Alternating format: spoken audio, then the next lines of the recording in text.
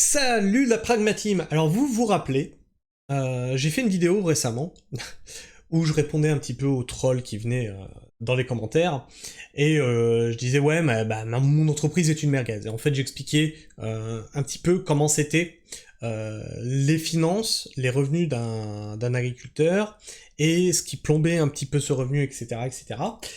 Et j'ai un article qui en parle justement.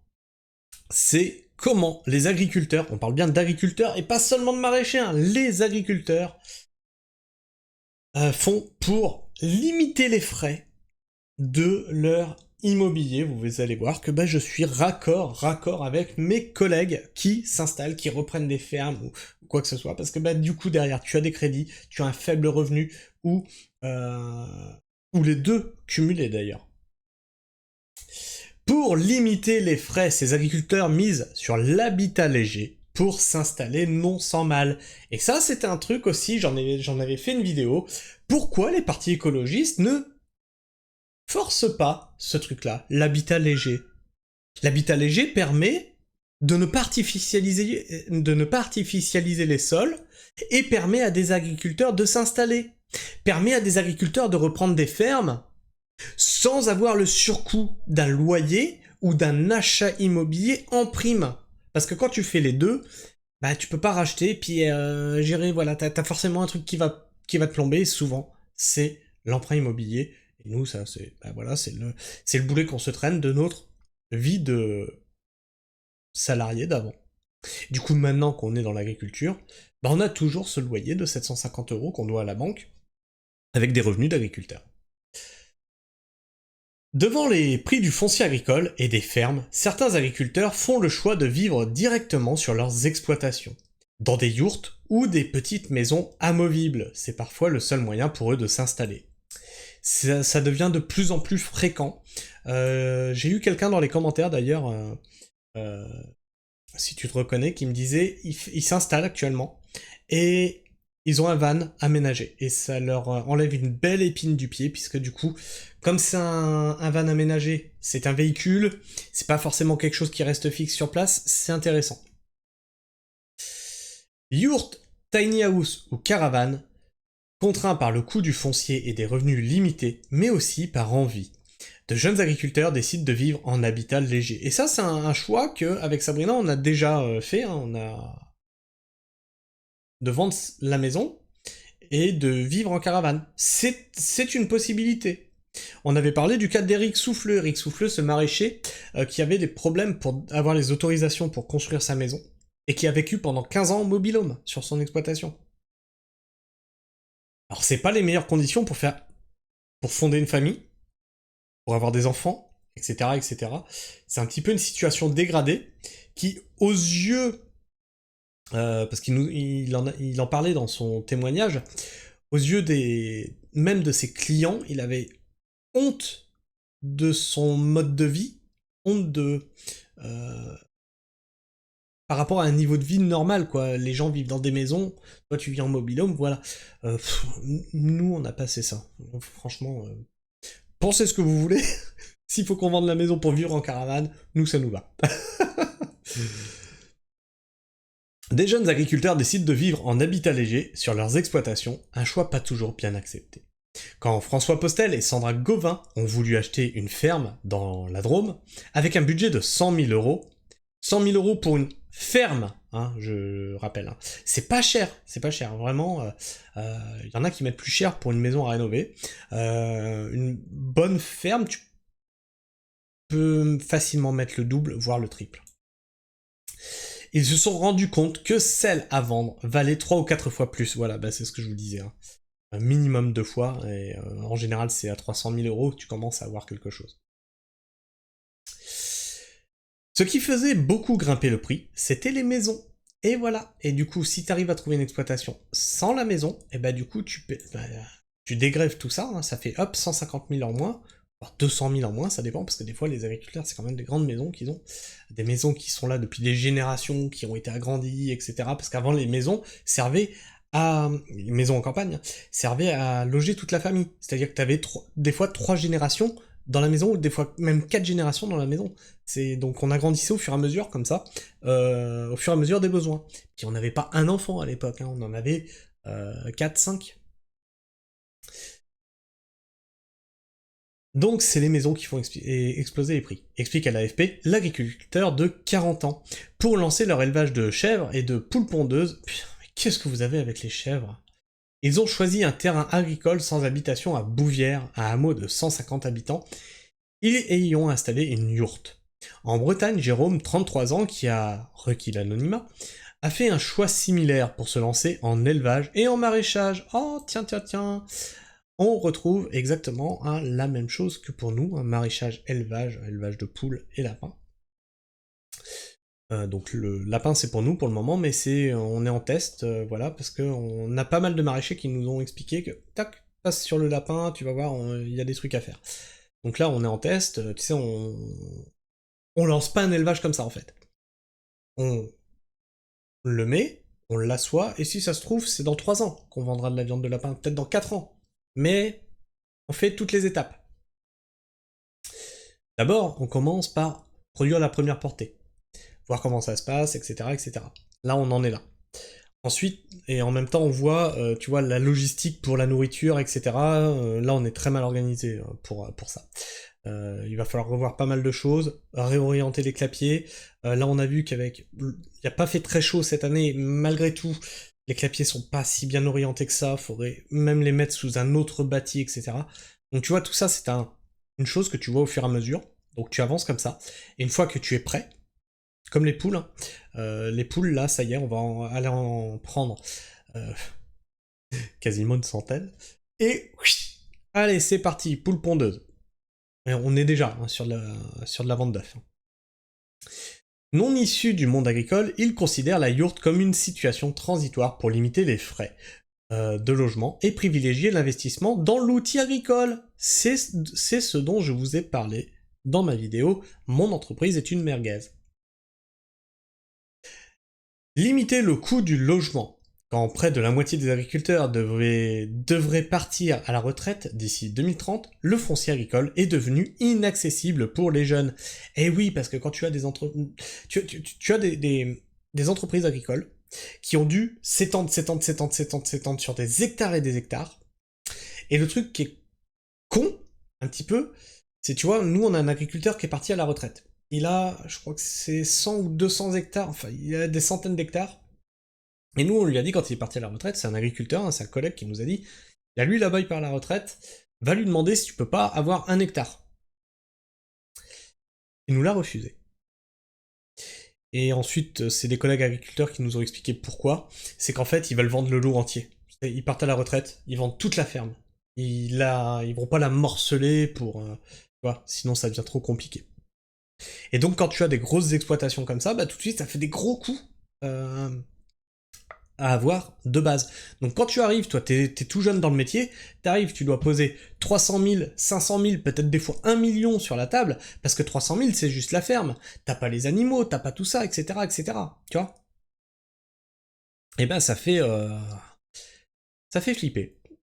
Il y a des jeunes agriculteurs, hein, je peux te dire que ils ont la goutte au front. Avec des prix trop élevés ou des fermes à reprendre trop grandes, déplore Alice Valette, présidente de la Fédération de l'Habitat Réversible, FHR. Vivre en yourte ou en caravane permet de limiter le coût du logement à quelques milliers d'euros. Un peu plus pour une mini-maison amovible, tiny house, oui là on va être dans les 20, 30 000, 50 000 euros. Bien loin du prix d'un logement classique. Si on veut vraiment aider des jeunes à s'installer, il faut trouver une solution de logement. Voilà, et ça c'est ce que je disais. Si vous voulez que des agriculteurs et des maraîchers s'installent, et si on veut pousser justement les micro-fermes, et donc une masse de petits producteurs pour remplacer une production de masse, il va falloir aller vers de l'habitat léger qui n'artificialise pas le sol. C'est-à-dire que, admettons, l'entreprise ne marche pas, ben cet habitat il disparaît, et le terrain retrouve son aspect normal. On est sur des activités peu rémunératrices. Je vous disais, pareil, hein, on est sur du 700 € par mois hein, en agricole, en moyenne en France. On est sur des activités peu rémunératrices. Commencez avec des fermes à 300-400 000 euros. Et des prêts importants, c'est s'installer avec de fortes contraintes. Une forme de réticence. La Confédération paysanne défend cette solution transitoire. Le temps de l'inflation, indique Vincent Delmas, porte-parole de ce syndicat agricole dans la Drôme, elle permet aussi aux agriculteurs de vivre sur leur exploitation. Quand vous avez un tuyau d'irrigation qui casse ou une bête qui s'échappe, c'est un atout important d'être sur place, relève le maraîcher. Ou quand tu as une tempête, ou quand tu as de la grêle qui tombe, ou quand tu as de fortes pluies, et que tu es à 15 minutes de ton exploitation, bah tu fais l'huile. Mais vivre en habitat léger reste une gageure, et les permis de construire sont difficiles à obtenir. Et effectivement, parce que, ah oui, ça aussi, ah oui, parce que ça, vous le savez pas, ça.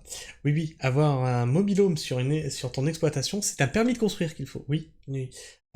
Pareil, hein, quoi que ce soit une yourte, il te faut un permis de construire. Qui dépasse 20 mètres carrés, permis de construire. La loi Allure de 2014 reconnaît des logements légers et démontables comme habitat permanent. Oui, sauf que, il faut une pastille stécale. Il faut que tu ailles la demander en mairie, et les mairies sont réticentes à faire une pastille. Parce que s'ils l'autorisent à un, et qu'un autre vient demander, ils vont dire « Ah ouais, mais vous avez autorisé là-bas », et du coup, après, tu te retrouves avec des patchs partout sur la commune, et ça, c'est le bordel pour eux. Et du coup, ça marche pas, ce truc. Leur installation est dérogatoire via la création de zones dites stécales, dans des zones naturelles, agricoles ou forestières. Ces secteurs ne sont autorisés qu'à titre exceptionnel, explique Béatrice Mezzini. C'est même... c'est très compliqué en fait. Chercheuse au CNRS. 10 ans après l'entrée en vigueur de cette loi, la notion de stécale n'est pas vraiment connue ni utilisée. Et d'ailleurs, des fois même les mairies ne connaissent pas vraiment le fonctionnement de la stécale. Par les élus, constate Michel Demaya de l'Association des maires ruraux en France. Il peut aussi y avoir une forme de réticence, poursuit le maire de Trémaillé. Oui. Saône-et-Loire.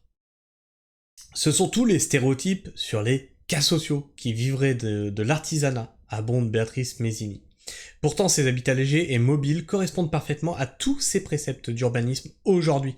Et oui, si tu ne veux plus artificialiser les sols, eh bien il faut commencer à aller vers là. Et tu vois que tu as des organismes qui commencent à se mettre en place, et des associations pour accompagner les mairies sur des... c'est pas des quartiers, enfin, je sais pas comment appeler ça, des zones d'habitat léger en fait. Plutôt que de faire des lotissements, ils font des zones d'habitat léger. Et ça permet aux primo-accédants d'avoir un logement. Parce qu'aujourd'hui, le marché de l'immobilier est très tendax. Entre la lutte contre l'artificialisation des sols et le besoin de nouveaux agriculteurs, estime la chercheuse. Voilà, c'est ça le problème. Tu peux pas dire les agriculteurs disparaissent et ne pas permettre aux agriculteurs de s'installer. C'est pas possible. Et au bout d'un moment, il faut trouver une solution. Nous concentrer sur la tâche agricole. La FHR et l'association Habitants de logements éphémères ou mobiles, ALEM, souhaiterait voir la loi agricole amendée pour faciliter les installations. La loi est très vague et les chambres d'agriculture, qui sont consultées pour les installations en agriculture, l'interprètent différemment, regrette Jérôme. Certains agriculteurs ont ainsi vu leur habitat déclaré illégal et se sont retrouvés à ferrailler devant les tribunaux pour éviter l'expulsion. Alors oui, parce que là aussi, il y a pas mal de choses qui se font, donc du coup, s'installer illégalement. C'est-à-dire que tu vas contre la loi. Tu poses ta caravane, tu poses ton mobil-home, et tu dis rien à personne. Et au moment où on tombe dessus, bah là, c'est le bras de fer. Mais dans certains cas, l'installation en habitat léger se passe bien. Mais dans certains cas. Jean-Baptiste Favrichon fait partie d'un collectif qui a repris la ferme de la Tournerie, Haute-Vienne, et dont les membres ont vécu en caravane ou yourte quelques années. Nous sommes arrivés au moment où la commune se dotait d'un plan local d'urbanisme. Ça a été assez simple, raconte-t-il. Ça nous a permis de nous concentrer sur la tâche agricole, et ça a contribué à la solidité du groupe. Voilà, c'est ce que je vous expliquais, voilà, dans Mon entreprise est une merguez, c'est que l'entreprise se porte bien. La problématique, c'est nos finances personnelles pour financer, voilà, ce qu'on a ici, et qu'on traîne comme un boulet, finalement. Et si on pouvait se concentrer juste sur la tâche agricole et l'entreprise, on vit très bien en fait. S'il n'y avait pas ça, toc, ça c'est vendu, on vit en habitat léger, ça va très bien en fait. Poursuit l'architecte de formation. Si l'expérience de vivre en caravane a été géniale, il ne veut pas l'idéaliser. La vie en habitat léger est quand même dure, voilà, ça il faut le savoir. Euh, Bon, la dureté, Sabrina et moi, on est habitués. C'est-à-dire que on a un parcours de vie, la vie nous a pas épargnés, hein, et on s'accommode de tout. Les hivers, on les sent bien. Ah oui, ah, j'ai vécu aussi en hiver en caravane. Sans électricité. Oui, parce que sur le camping où j'étais, oui, j'avais quand même ma caravane sur un camping, et j'étais comme ça, à l'époque, j'avais 18 ans pour me rapprocher de Sabrina, et je travaillais donc dans le bâtiment à cette époque-là. Et sur le camping où j'étais, il y a eu une coupure de courant pendant un mois. Un mois d'hiver, dans une caravane, sans chauffage. Ah oui, là tu sens bien passer, là. Hein. Tu te réveilles le matin avec le nez tout gelé. C'est rigolo.